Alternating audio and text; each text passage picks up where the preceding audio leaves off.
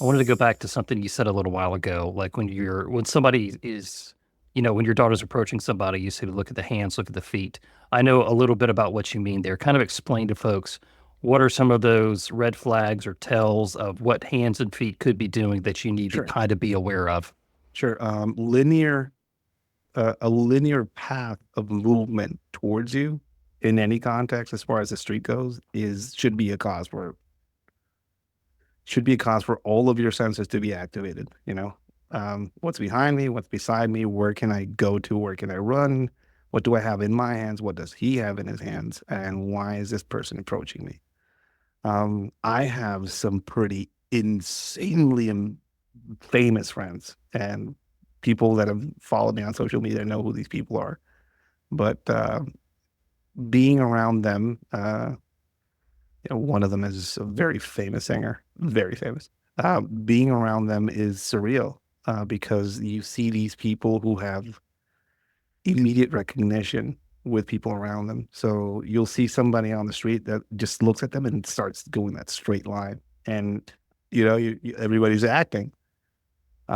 He told me this. You don't know if this person wants to shake my hand. You don't know if this person wants to ask for my autograph or if the person has like bad intentions, and you have to make that decision immediately. Hmm. So I showed him this whole concept, like um, feet will show you direction, and they will also show you where weight is placed. If you're gonna take a swing, and whenever you see a boxing match, whenever you see somebody hitting pads, whenever you see somebody loading up for a kick or loading up for a sprint, pay attention to what that looks like. If somebody's loading their back leg or their front leg as they're approaching you, probably Hmm. cause for alarm. So the feet will give you a lot of aspects of intention and awareness. One of the first things I always look at though is the hands, and usually hands are in at the height of the waist, so you can also look at the waist, which is usually where weapons are. So I do this quick equation in my mind: hands, hands and waist, feet and pace. You know, Hmm. hands and waist, feet and pace, and at the very end of it, it's the face. I look at the Hmm. face, and the face is usually something I look at just as a that's where I'm going to hit.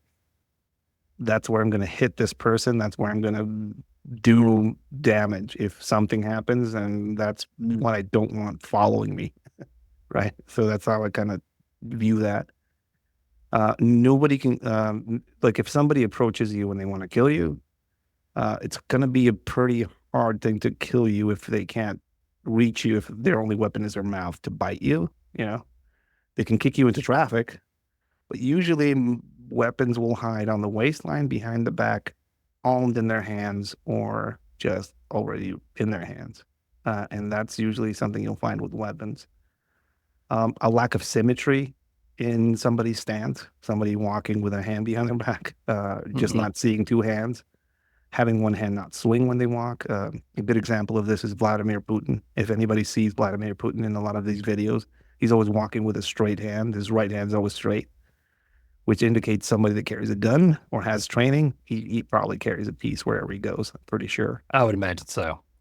So it's an interesting indicator of somebody who's probably armed and has intentions other than your well-being. Um, Funny enough, a lot of if people can go and look at some of the videos of some of the Chinese immigrants pouring over the border, a lot of them don't swing that right hand, and that's pretty alarming. Uh-huh. But it's again, hands. That's where weapons hide. Weapons hide in hands, and weapons hide in clothing waistlines usually. A big aspect of some of the weaponry training that I do is like people kind of get freaked out with it. Like, why are you showing us how to make a cardboard sheath for this kitchen knife and how to hide it on our waistline? Because it's hard to look for something that you've never seen. Number one, Sure. like they're like, oh, it just. And also, if you don't have anything, you can have something. You just go to Black Angus and just wrap something. Yeah. Oh yeah. Yeah. Uh, Yeah. but again, feet will indicate direction and weight distribution, intention. Mm. Hands will hide weaponry, and waist, and a waist will hide weaponry, and a face will smile at you.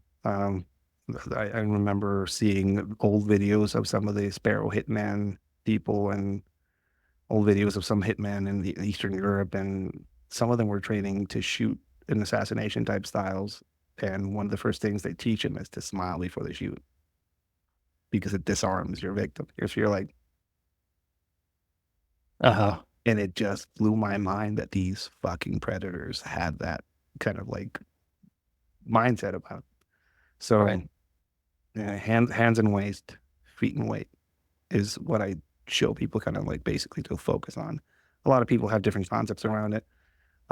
For me, it's not just showing them the awareness; it's showing them what they can do if they know how to, showing them how to do what they're going to have to defend against. So how to hide it, how to hide a weapon, how to palm a knife, how to conceal your intentions, how to shift weight, how to keep somebody from detecting the fact that you have a knife in your hand.